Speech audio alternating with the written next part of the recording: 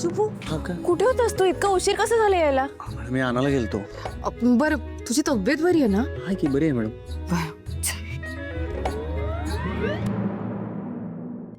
हे घे मोक्षा. अरे मामाकडून तुला गिफ्ट. थँक्यू.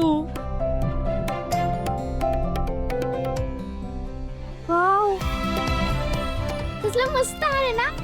काका मला माझ्या लग्नात पण सेम टू सेम असा हार पाहिजे. मामा, अरे किती करतोस तू माझ्यासाठी?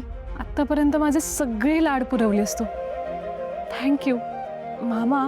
मी हा हार घेते, पण खरं सांगू का माझ्याकडे खूप हार झालेत आणि सगळे तू दिलेस. आता लग्नातही किती सुंदर हार दिलास तू.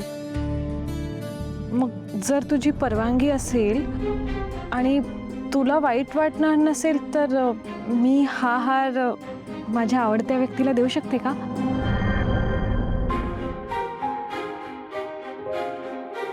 ठीक आहे, माझी काहीच हरकत नाही आहे.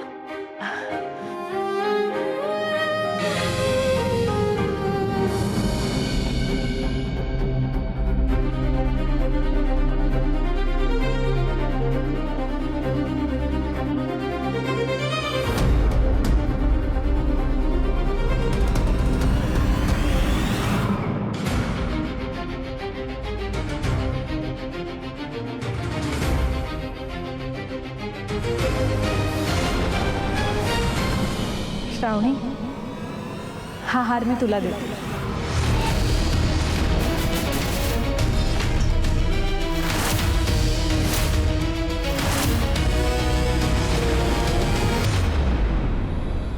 अगं काय बोलतेस तू? नाही ग, मला काय? श्रावणी, तुला आठवतंय माझ्या लग्नाच्या खरेदीच्या वेळी मी तुला एका हारावरनं खूप टोमणे मारले होते आणि तो हार मी हट्टाने तुझ्या गळ्यातून काढून घेतला होता.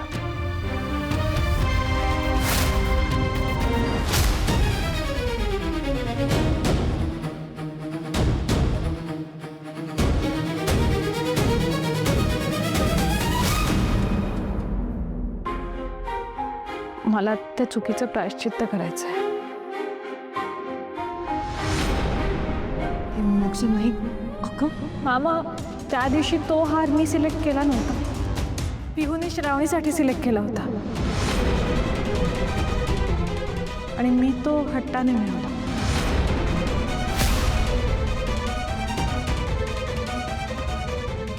आणि तिने तो मोठ्या मनाने दिलाही. श्रावणी, माझी चूक झाली, मला जमलं तर माफ कर. I am sorry. अगं काय बोलतेस तू? कसली माफी मोक्ष? असं काहीच नाहीये.